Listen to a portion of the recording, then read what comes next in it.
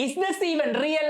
East ബംഗാളും F C ഗോവയും ഒരു goal രഹിത സമനിലയിലോ? ഞാൻ ഒട്ടും പ്രതീക്ഷിക്കാത്ത ഒരു റിസൾട്ട് ആണെന്ന് തന്നെ പറയാം. കാരണം ഈ ടീമുകൾ ഏറ്റുമുട്ടുമ്പോൾ നമ്മൾ ഓബ്വിയസ്ലി ഗോളുകൾ എക്സ്പെക്ട് ചെയ്യും അല്ലെ? എന്നാൽ ഇരു ടീമിനും ആ വല കുലുക്കാനായില്ല എന്നുള്ളതാണ് ഇന്നത്തെ മെയിൻ ടോക്കിംഗ് പോയിന്റ്. എന്ന് വെച്ച് രണ്ട് ടീമും ചാൻസുകൾ ക്രിയേറ്റ് ചെയ്തില്ലെന്നൊന്നും അല്ലട്ടോ. ഈസ്റ്റ് ബംഗാൾ ആയിക്കോട്ടെ ഗോവ ആയിക്കോട്ടെ ഈ മത്സരത്തിൽ 3 പോയിന്റ് കരസ്ഥമാക്കാനുള്ള ഒന്നിലധികം സുവർണ അവസരങ്ങൾ അവർക്ക് ഉണ്ടായിരുന്നു. പക്ഷെ ഇരു ടീമിനും അതൊന്നും മുതലെടുക്കാനായില്ല. എനിക്ക് ഉറപ്പാണ് ഇന്ന് ആ ഡ്രസ്സിംഗ് റൂമിലേക്ക് അവർ തിരിച്ചെത്തുമ്പോൾ ഓസ്കർ ബ്രൂസോൺ ആയിക്കോട്ടെ മനോളോ മാർക്കസ് ആയിക്കോട്ടെ ആ പ്ലേയേഴ്സിനോട് പറയും, ഈ മത്സരം നമുക്ക് വേണമെങ്കിൽ ജയിക്കായിരുന്നു, പക്ഷെ നിങ്ങൾ ആ ഒരു ക്വാളിറ്റി ആ ഫൈനൽ തേർഡിൽ കൊണ്ടുവന്നില്ല, അതുകൊണ്ടാണ് ഇന്ന് നമ്മൾ വെറും 1 പോയിന്റ് മാത്രമായിട്ട് മടങ്ങുന്നതെന്ന്. എന്തായാലും ഞാൻ ഒട്ടും വലിച്ചു നീട്ടുന്നില്ല.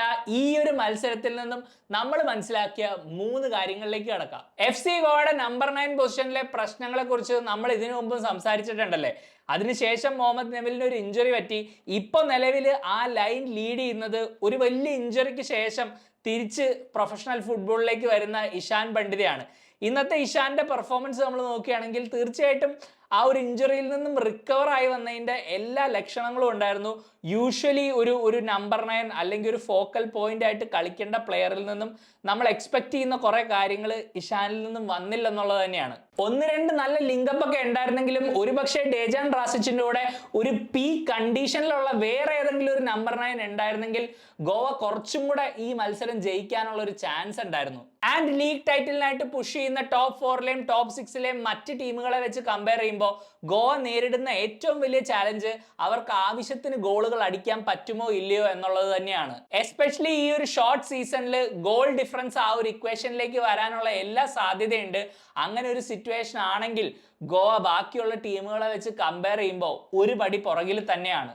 ആൻഡ് ഇതിനൊരു സൊല്യൂഷൻ എന്താണെന്ന് ചോദിച്ചാൽ മേ ബി മനോളോയ്ക്ക് പോലും ഒരു ഉത്തരം ഉണ്ടാവില്ല. കാരണം ഗോവയുടെ സ്ക്വാഡ് കോമ്പസിഷൻ അങ്ങനെയാണ്. നെമിൽ ഇപ്പൊ ഇഞ്ചേർഡ് ആയി, പിന്നെ ഉള്ളത് ഈശാൻ പണ്ഡിതയാണ്. അടുത്തൊരു ഓപ്ഷൻ ഡാനിയൽ ലാലിംപൂയും. ഡാനിയൽ ലാലിംപൂ ആണെങ്കിൽ അങ്ങനെ ഈ ഒരു ലൈനിനെ ത്രൂ ഔട്ട് 90 മിനിറ്റ്സ് ലീഡ് ചെയ്യാനുള്ള ഒരു ക്വാളിറ്റി ഇതുവരെയുള്ള മത്സരങ്ങളിൽ എന്തായാലും കാണിച്ചിട്ടില്ല. ആൻഡ് ഓബിയസ്ലി ഒരു സ്റ്റാർട്ട് പോലും ലഭിക്കാത്ത സ്ഥിതിക്ക് മനോളോയ്ക്ക് അവിടെ അധികം വിശ്വാസം ഇല്ലെന്നും തോന്നുന്നു. ഈ ഒരു സിറ്റുവേഷനിൽ തീർച്ചയായിട്ടും മനോളോ ഗോവയുടെ വിങ്ങേഴ്സ് ആയ ബ്രൈസണിൽ നിന്നും ഉദാന്തയിൽ നിന്നും ആ ഒരു ഫൈനൽ തേർഡിൽ ഇൻ ടേംസ് ഓഫ് ഗോൾസ് ഒരു ഇമ്പാക്ട് പ്രതീക്ഷിക്കുന്നുണ്ടാവും.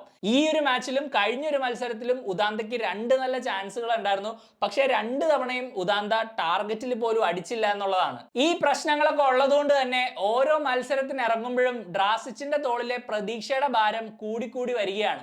മറ്റു ഗോവൻ താരങ്ങളെ സംബന്ധിച്ചിടത്തോളം ആ വർക്ക് ലോഡ് കുറയ്ക്കുക എന്നുള്ളതായിരിക്കണം ഇനി അവരുടെ നമ്പർ 1 പ്രയോറിറ്റി. മിഗേൽ ഫിഗേറോ തുനിഞ്ഞിറങ്ങുകയാണെങ്കിൽ ഈ ലീഗിലെ ബെസ്റ്റ് പ്ലെയർ ആവാനുള്ള എബിലിറ്റി ആ കാലുകളിലുണ്ട്. ഏതാനും ആഴ്ചകൾ മുമ്പ് ആ പ്ലെയറിന്റെ പീക്ക് പെർഫോമൻസ് നമ്മൾ കണ്ടതുമാണ്.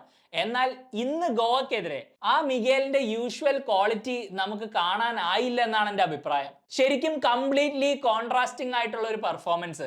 മിഗേലിനെ സംബന്ധിച്ചിടത്തോളം ബോൾ പെട്ടെന്ന് റിലീസ് ചെയ്യുക, അതുപോലെ ഡിഫൻസിനെ സ്പ്ലിറ്റ് ചെയ്യുന്ന പാസുകൾ നൽകുക, ഇതൊക്കെ തന്നെയാണ് ഒരു മെയിൻ ക്വാളിറ്റി. എന്നാൽ ഈ മത്സരത്തിൽ പലപ്പോഴും പല ടീംമേറ്റ്സും ഫ്രീ ആയിട്ടും പുള്ളി പല സമയങ്ങളിലും ഒറ്റയ്ക്ക് ഷോട്ട് എടുക്കാനും അതുപോലെ തന്നെ ഒരുപാട് നേരം ബോൾ ഹോൾഡ് ചെയ്യുന്ന പോലെയും എനിക്ക് ഫീൽ ചെയ്തു. നൗ എന്തുകൊണ്ടാണത് സംഭവിച്ചതെന്ന് അറിയില്ല. അതുപോലെ തന്നെ ഒരു പെർഫോമൻസ് കൊണ്ട് മാത്രം ഇദ്ദേഹം ഒരു മോശം പ്ലെയർ ഒന്നും ആവുന്നില്ല. പക്ഷെ ഇത്രയും ക്വാളിറ്റിയുള്ള ഇത്രയും എബിലിറ്റി ഉള്ള ഒരു പ്ലെയറിൽ നിന്നും അങ്ങനെ ഒരു പെർഫോമൻസ് വന്നപ്പോൾ എന്തോ ഒരു മിസ്റ്റേക്ക്, ഒരു മാൽ ഫംഗ്ഷനിങ് പോലെ എനിക്ക് തോന്നി. ബിക്കോസ് യൂഷ്വലി മിഗേലിന് ബോൾ കിട്ടുകയാണെങ്കിൽ ആദ്യത്തെ ഇന്റൻഷൻ ആരെങ്കിലും റിലീസ് ചെയ്യാനാണ്. ഒന്നില്ലെങ്കിൽ അത് ബിബിനായിരിക്കും, അല്ലെങ്കിൽ അത് എസജാരിക്ക് ഒരു ത്രൂ ബോൾ ആയിരിക്കും. എന്നാൽ ഈ മത്സരത്തിൽ പലപ്പോഴും ഈ 2 പ്ലേയേഴ്സും ഫ്രീ ആയിട്ടും മിഗേലിന് തന്നെത്താൻ എന്തൊക്കെയോ ചെയ്യാൻ ശ്രമിച്ച പോലെ എനിക്ക് തോന്നി. 1-2 ഷോട്ടുകളും ഡിസ്റ്റൻസിൽ നിന്ന് അറ്റംപ്റ്റ് ചെയ്തു, അതൊന്നും ടാർഗറ്റിന്റെ 7 അയലക്കത്ത് പോലും എത്തിയുമില്ല. ആൻഡ് ഈസ്റ്റ് ബംഗാളിന്റെ മിഡ്ഫീൽഡിൽ എഞ്ചിനായിട്ട് പ്രവർത്തിക്കുന്ന ഈ പ്ലെയറിന് ആ ഒരു ഫുൾ ക്വാളിറ്റി കണ്ടെത്താനാവാത്തത് കൊണ്ടായിരിക്കാം അവർ ഒരുപക്ഷെ ഈ മത്സരത്തിൽ ഒരു ഗോള് പോലും അടിക്കാണ്ടിരുന്നത്. എന്തായാലും ഈസ്റ്റ് ബംഗാൾ ഫാൻസ് ആരും പേടിക്കണ്ട, കാരണം അടുത്ത മത്സരം കേരള ബ്ലാസ്റ്റേഴ്സിനെതിരെയാണ്. ഞങ്ങൾ തീർച്ചയായിട്ടും മിഗേലിന്റെ ക്ഷീണം മാറ്റാനുള്ള അവസരങ്ങൾ നൽകിയിരിക്കും. ഇനി ഈ മത്സരത്തിൽ എന്നെ ഏറ്റവും കൂടുതൽ ഇംപ്രസ് ചെയ്ത പ്ലെയർ അത് അൻവർ അലി തന്നെയായിരുന്നു. Is there anything this man cannot do? I mean ഒരു സെന്റർ ബാക്ക് എന്ന രീതിയിൽ എല്ലാം ചെയ്യാൻ കഴിയുന്ന ഒരു പ്ലെയർ. ബാക്കിൽ നിന്നും ബോൾ ഡ്രിബിൾ ചെയ്തുകൊണ്ട് വരാം, ലൈൻ ബ്രേക്കിംഗ് പാസുകൾ കളിക്കാം, നല്ലോണം ടാക്കിൾ ചെയ്യാം, നല്ല എക്സലന്റ് പൊസിഷനിങ് ആണ്, ഗെയിം റീഡിങ് അടിപൊളിയാണ്, തീർച്ചയായിട്ടും ഇന്ത്യയുടെ മോസ്റ്റ് കംപ്ലീറ്റ് സെന്റർ ബാക്ക് എന്ന് നമുക്ക് വേണമെങ്കിൽ അൻവർ അലിയെ വിളിച്ചുകൂടെ? അതാണ് എന്റെ ചോദ്യം. ഈ ഒരു മത്സരത്തിൽ ആദ്യം തന്നെ ഇഷാൻ പണ്ഡിതയിൽ ആ ഒരു ടാക്കിൾ നമ്മൾ കണ്ടിരുന്നു. പെർഫെക്റ്റ്ലി ടൈംഡ്, ആ ഒരു എക്സിക്യൂഷൻ കറക്റ്റ് അല്ലെങ്കിൽ അവിടെ ഒരു പെനൽറ്റി എന്തായാലും ഈസ്റ്റ് ബംഗാൾ കൺസീഡ് ചെയ്തേനെ. അത് മാത്രമല്ല, പലപ്പോഴും ക്രോസുകൾ വന്നപ്പോഴും കറക്റ്റ് അവിടെ വന്ന് ഇന്റർസെപ്റ്റ് ചെയ്യാനുള്ള ആ ഒരു ഗെയിം റീഡിങ് അൻവർ അലി ഈ മത്സരത്തിൽ കാണിച്ചു. വളരെ റെഗുലർ ആയിട്ട് മിസ്റ്റേക്കുകൾ ഒന്നും അങ്ങനെ വരുത്താണ്ട് കളിക്കുന്ന ഒരു പ്ലെയർ ആണ്. തീർച്ചയായിട്ടും ആ ഒരു ഡിഫൻസിൽ അൻവർ അലി ഉണ്ട് എന്നുള്ളത് ഈസ്റ്റ് ബംഗാളിനെ സംബന്ധിച്ചിടത്തോളം ഒരു വലിയ ഇൻഷുറൻസ് പോളിസി പോലെയാണ്. നമ്മൾ എപ്പോഴും ഈസ്റ്റ് ബംഗാളിന്റെ അറ്റാക്കിനെ കുറിച്ച് വാദോരാതെ സംസാരിക്കുന്നുണ്ട്, പക്ഷേ ആ അറ്റാക്ക് ഫോം ചെയ്യുന്ന ആ ഒരു ബേസ്, അവിടെയാണ് അൻവർ അലി ഓപ്പറേറ്റ് ചെയ്യുന്നത്. അൻവർ അലിയും ജീക്സണും തമ്മിൽ ആ ഒരു പുതിയ സെന്റർ ബാക്ക് പാർട്ണർഷിപ്പ് വളരെ നല്ലോണം വർക്ക് ചെയ്തു തുടങ്ങിയിട്ടുണ്ട്. തീർച്ചയായിട്ടും ഈ മത്സരത്തിലും അവസരങ്ങൾ കിട്ടിയപ്പോൾ എപ്പോഴും അൻവർ അലി മുന്നോട്ട് സ്റ്റെപ്പ് ഔട്ട് ചെയ്ത് നല്ല നല്ല പാസുകൾ കളിക്കാൻ ശ്രമിച്ചു. 1-2 വളരെ മികച്ച പാസുകൾ ഉണ്ടായിരുന്നു. അത് ഈ ഒരു മത്സരത്തിലെ കാഴ്ച മാത്രമല്ല, കഴിഞ്ഞ 3-4 മത്സരങ്ങളിൽ, അതായത് സ്പോർട്ടിംഗ് ക്ലബ് ഡൽഹിക്കെതിരെ ആയാലും ആ എഡ്മണ്ട് നൽകിയ ഒരു എസജാരിക്ക് നൽകിയ ഒരു പാസ് ഉണ്ടല്ലോ, അതിന് മുമ്പായിട്ട് ആ എഡ്മണ്ടിനെ റിലീസ് ചെയ്ത ബോൾ ആക്ച്വലി അൻവർ അലിയുടെയാണ്. ആ ഡിഫൻസിൽ നിന്നുള്ളൊരു പാസ്സാണ്. അപ്പൊ തീർച്ചയായിട്ടും ഒരു മോഡേൺ സെന്റർ ബാക്കിന് വേണ്ട എല്ലാത്തരം ക്വാളിറ്റികളും ഉള്ള ഒരു പ്ലെയർ ആണ്. ഒരു പക്ഷേ ഈസ്റ്റ് ബംഗാളിന്റെ ഇതിനു മുമ്പുള്ള പല മത്സരങ്ങളിലും ചില അറ്റാക്കിംഗ് പ്ലേയേഴ്സ് ഒരുപാട് ഷൈൻ ചെയ്തതുകൊണ്ട് മേ ബി അൻവർ അലീനെ അങ്ങനെ ഒരുപാട് ആരും നോട്ടീസ് ചെയ്ത് കാണില്ല. പക്ഷെ ഇന്ന് തീർച്ചയായിട്ടും ഈ മത്സരത്തിൽ ചില നിമിഷങ്ങളിൽ ഒരു പ്രഷറൊക്കെ ഫേസ് ചെയ്തപ്പോൾ അൻവർ അലിയുടെ ആ ഒരു ക്വാളിറ്റി ശരിക്കും ത്രൂ ഔട്ട് ഷൈൻ ചെയ്തു. പലപ്പോഴും ഇങ്ങനത്തെ പെർഫോമൻസുകൾ കാണുമ്പോൾ അൻവർ അലി കടന്നുപോയ വഴികളും ആ കണ്ടീഷനുകളെ കുറിച്ചും ഒക്കെ നമ്മൾ ഇടയ്ക്ക് മറന്നു പോകാൻ സാധ്യതയുണ്ട്. അതിനെയൊക്കെ തരണം ചെയ്ത് ഇപ്പോൾ ഇന്ത്യയിലെ ഹയസ്റ്റ് ലെവലിൽ ഇമാതിരി പെർഫോമൻസ് ഈ പ്ലെയർ പ്രൊഡ്യൂസ് ചെയ്യണമെങ്കിൽ അതിന് ചില്ലറ മെന്റാലിറ്റി ഒന്നും പോരാ.